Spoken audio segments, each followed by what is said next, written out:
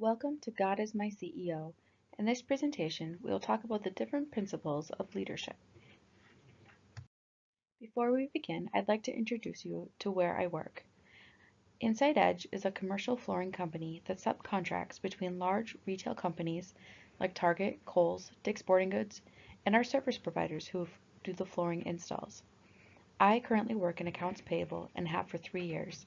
I've become an informal leader in our company. My current position is not a formal leadership role, but I'm the only AP person and I'm involved in many different event plannings and our ESOP committee. The first principle we're going to talk about is leading by example. I've taken the time to learn how each person best communicates, and I use that daily to be straightforward to get results. I am in charge of all the invoices being paid out to our installers, and I tend to have a lot of people needing to approve them at the last minute before I can run the checks. I have learned that by asking calmly, yet firm, and giving clear instructions as to what I want, I get better results.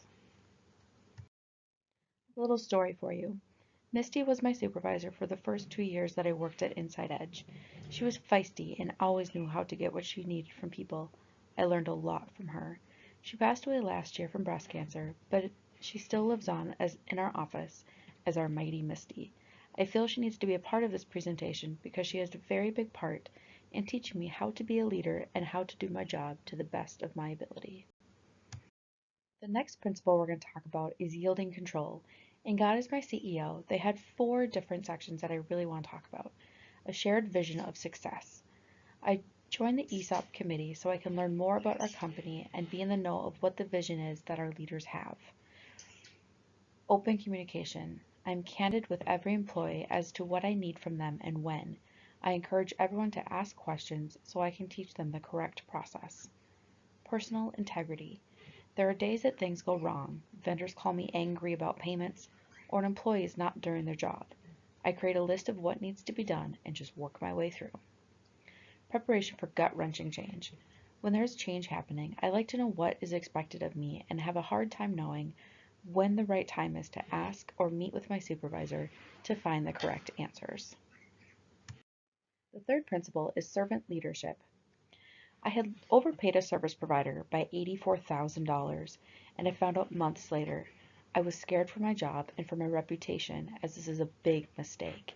My CFO did not fire me, but worked with me to find out how it happened, what we can do to prevent it in the future, and how we're going to recover the money.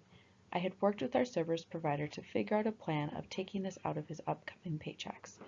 We are now paid back in full, and I have a great working relationship with this service provider and my CFO.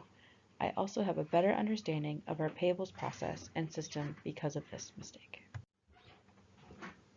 I learned that just because I made a mistake doesn't mean that I'm not capable of doing my job. I work with a handful of people that struggle to grasp the concept of what I'm asking them to do, and I've now led more trainings and am working one-on-one with them so they can understand what I'm asking of them. I will not condemn them for a mistake, but show grace as that is what I was shown. In God is my CEO, they talked about the developing the 4 R's that bring out the best employees. Respect. I give everyone respect, no matter who they are. Resources. I provide trainings and resources about accounts payable processes, so everyone is on the same page. Recognition. If someone is going above and beyond or is consistently getting everything to me on time, I will be the first to say thank you. Rewards. I don't practice this part and will think about how I can incorporate this into my daily work. I'm taking these 4 R's to heart and will pray about how I can better my leadership skills in these areas. The last principle is love. I work with difficult people. One in particular would call me every week to make sure I would pay them. They did not understand or trust that I would get this done for them. I figured out that the problem was they don't understand our process.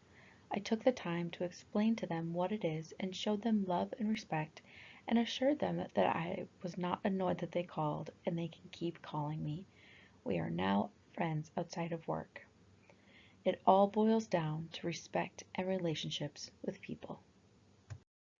As a recap of the 4 principles, there's really 3 things that I really take from this. Seek God's wisdom first. Back to our days of what would Jesus do? What do I need to do to be a better leader? Understanding my role and responsibility as a leader. I am an informal leader, but what does that role really mean?